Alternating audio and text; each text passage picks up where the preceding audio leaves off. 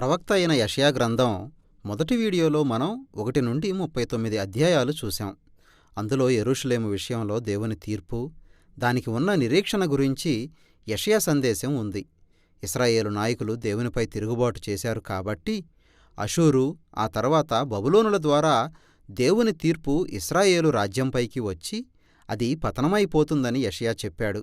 39వ అధ్యాయంలో బబులోను ద్వారా యెరూషలేము పతనం, ఇశ్రాయేలీయులు చెరలోకి పోవడం గురించి యెషయా ప్రవచించాడు. యెషయా తరువాత 100 సంవత్సరాలకు ఆ విషాదఘట్టం నెరవేరింది. అయితే యెషయాకి ఉన్న మరింత ఉన్నతమైన నిరీక్షణ ఏమిటంటే, భవిష్యత్తులో మెస్సయ్య రాజు ద్వారా ఒక కొత్త, పవిత్రమైన యెరూషలేములో దేవుని రాజ్యం పునరుద్ధరించబడి ఈ లోక రాజ్యాలన్నీ శాంతి సమాధానాలతో కలిసిపోతాయి. ఈ గొప్ప నిరీక్షణ గురించి 40 నుండి మిగిలిన అధ్యాయాలు వివరించాయి. 40 నుండి 48 అధ్యాయాల్లోని మొదటి భాగం ఇశ్రాయేలుకు నిరీక్షణ, ఆదరణ కలిగించే ఒక ప్రకటనతో ప్రారంభమైంది. బబులోను చెర ముగిసిందని, ఇశ్రాయేలు పాపం పరిహారమై ఒక కొత్త యుగం ప్రారంభం అయ్యిందని దాని సారాంశం. కాబట్టి వారంతా తిరిగి యెరూషలేముకు వెళ్ళిపోవాలి. అక్కడ దేవుడే తన రాజ్యాన్ని స్థాపిస్తాడు. ఈ లోక రాజ్యాలన్నీ ఆయన మహిమను చూస్తాయి. మనం ఇక్కడ ఒక్కసారి ఆగుదాం. ఈ ప్రారంభ ప్రకటన ఒక పెద్ద ప్రశ్న రేకెత్తించింది. అదేమంటే, ఇదంతా ఎవరు చెబుతున్నారు? నిరీక్షణతో కూడిన ఈ మాటలు పలికేది ఎవరు? ఈ అధ్యాయాల్లో ప్రవక్త కనపరిచిందంతా చెర తరువాత జీవించిన ఎవరో ఒక వ్యక్తి దృక్పథం. మరో మాటలో ఎజ్రా, నెహెమ్యా కాలంలో జరిగిందన్న మాట. కాని ఆ కాలానికి 150 సంవత్సరాలకు ముందే యెషయా చనిపోయాడు. మనం దీన్ని ఎలా తీసుకోవాలి? యెషయా ఈ మాటలు తాను జీవిస్తున్న కాలంలోనే రాసినా అతడు భవిష్యత్తులో 200 సంవత్సరాల తర్వాత జరగబోయే సంగతుల్ని ప్రవచనాత్మకంగా పలికాడని చాలామంది అంగీకరిస్తారు. ఆ విధంగా అతడు పరవాసం ముగిసిన తరువాతి తరాల ప్రజలతో మాట్లాడుతున్నాడు. అయితే ఈ గ్రంథంలో ఇంకా మరొక సమాంతరమైన సంఘటనలు జరుగుతున్నట్టు మనకి కొన్ని సూచనలు కనిపిస్తాయి. 8, 29, 30 అధ్యాయాల్లో ఇశ్రాయేలు ప్రజలు యెషయాని తిరస్కరించిన తరువాత అతడు ఈ తీర్పు, నిరీక్షణల సందేశాన్ని రాసి దాన్ని ఒక చుట్టలో ముద్రవేసి ఉంచాడని మనకు తెలుస్తుంది. అతడు వాటిని రాబోయే రోజుల్లో సాక్ష్యంగా ఉండడానికి తన శిష్యులకు అందించాడు. తన ప్రవచనాలను దేవుడు ఎప్పుడు నెరవేర్పుకు తెస్తాడా అని ఎదురుచూస్తూనే యెషయా మరణించాడు.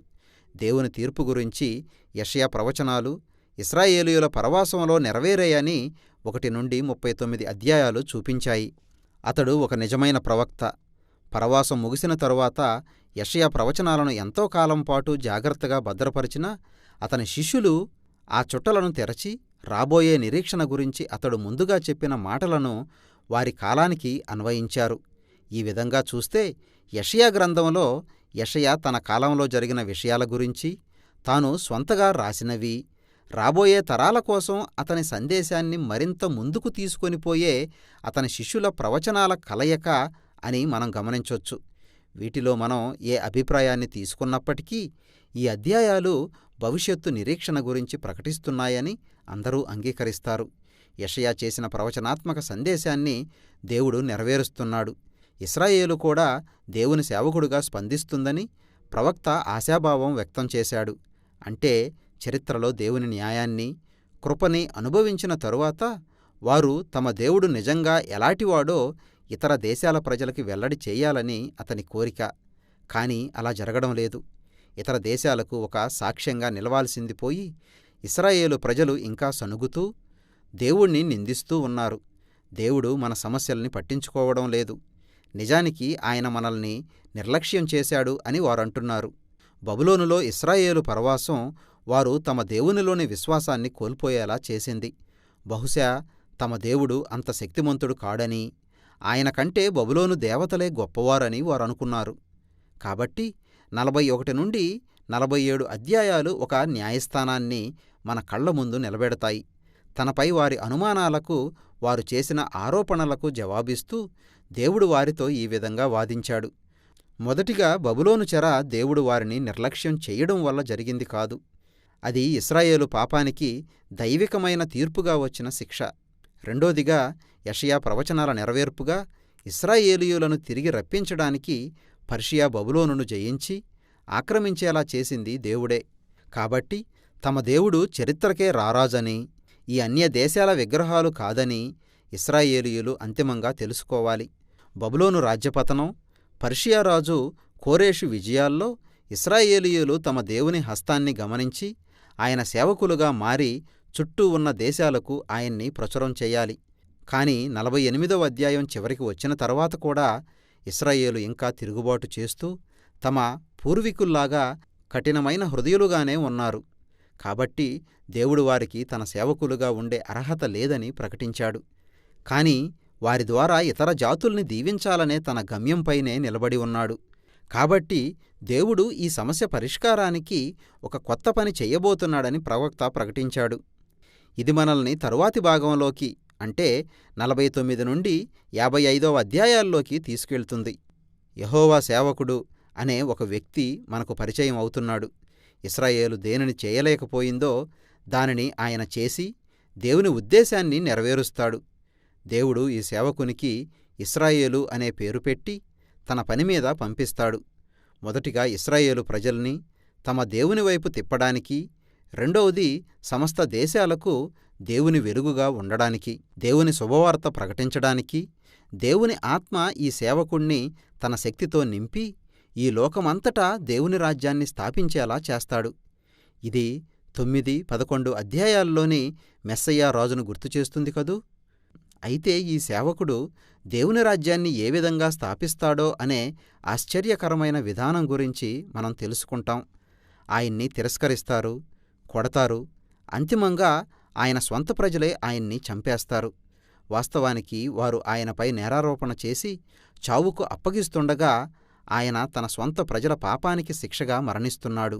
ఆ సేవకుని మరణం ప్రజల దుష్టత్వం, తిరుగుబాట్లను బట్టి ఆయన చేసిన ప్రాయశ్చిత్తం అని ప్రవక్త చెబుతున్నాడు. ఆయన మరణం తరువాత అకస్మాత్తుగా ఆ సేవకుడు సజీవంగా తిరిగి లేచాడు. ఆయన తన మరణం ద్వారా మానవులు నీతిమంతులుగా మారే ఒక మార్గాన్ని ఏర్పరిచాడు అని మనం వింటాం. అంటే వారిని దేవునితో ఒక మంచి సంబంధంలోకి నడిపించడం అన్నమాట. ఈ భాగం ఆ సేవకుని విషయంలో మానవులు కలిగి ఉండాల్సిన 2 వైఖరుల వివరణతో ముగిసింది. కొంతమంది తమ పక్షంగా దేవుని సేవకుడు చేసిన దానిని అంగీకరించి దీనులుగా స్పందించి తమ పాపాల నుండి మళ్ళుకుంటారు. వీరంతా సేవకులు, చిగురు అని పిలువబడతారు. 6వ అధ్యాయంలోని పరిశుద్ధమైన చిగురు గుర్తుంది కదా. వీరంతా మెస్సయ్య రాజ్యంలోని ఆశీర్వాదాలను అనుభవిస్తారు. అయితే సామాన్యంగా దుష్టులు అని పిలువబడే ఇతరులు మాత్రం ఆ సేవకుణ్ణి, ఆయన సేవకుల్ని తోసిపుచ్చుతారు.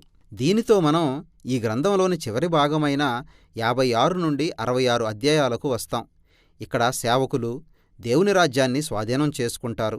ఈ గ్రంథంలోని అంశాలన్నింటినీ బహుసుందరమైన రీతిలో క్రోడీకరించే విధంగా ఈ అధ్యాయాల నిర్మాణం ఉంది.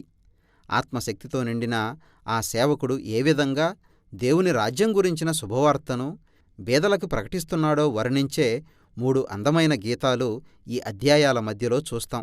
ఈ గ్రంథ ప్రారంభంలో ఉన్న వాగ్దానాలన్నింటినీ ఆయన మళ్లీ రూఢీపరుస్తున్నాడు. దేవుని సేవకులతో నిండి ఉండే నూతన యెరూషలేము నుండి దేవుని న్యాయం, ఆయన కరుణ, దీవెనలు ఈ లోకంలోని సమస్త దేశాలకు ప్రసరిస్తూ ఉంటాయి. ఈ గీతాలను కమ్ముకొని 2 దీర్ఘమైన పశ్చాత్తాప ప్రార్థనలు ఉన్నాయి. వాటిలో దేవుని సేవకులు ఇశ్రాయేలు పాపాన్ని ఒప్పుకుంటూ ఈ లోకంలో నిండి ఉన్న దుష్టత్వం విషయంలో తమ దుఃఖాన్ని వ్యక్తపరుస్తూ ఉంటారు. తమని క్షమించమని వారు దేవుణ్ణి ప్రార్థిస్తూ పరలోకంలో ఉన్నట్టుగానే దేవుని రాజ్యం ఈ భూమి మీదకి కూడా రావాలని వేడుకుంటారు. ఈ ప్రార్థనలకు అటూ ఇటూ ఆ సేవకుల గమ్యం, వారిని హింసించే వారి గమ్యం, ఈ రెండింటికీ మధ్య వ్యత్యాసాలను చూపుతూ మరిన్ని గీతాలు కనిపిస్తాయి. తమ పాపంతో, స్వార్థంతో, విగ్రహారాధనతో తన మంచి లోకాన్ని కలుషితం చేసిన వారందరిపైకి తన శిక్షను పంపుతానని దేవుడు చెబుతున్నాడు. ఆయన వారిని తన పట్టణం నుండి పూర్తిగా తరిమివేయబోతున్నాడు. అయితే దేవుని ముందు తమను తగ్గించుకొని తమ పాపాలని అంగీకరించిన ఆయన సేవకులు క్షమాపణ పొంది ఆ నూతన యెరూషలేమును స్వాస్థ్యంగా పొందుతారు.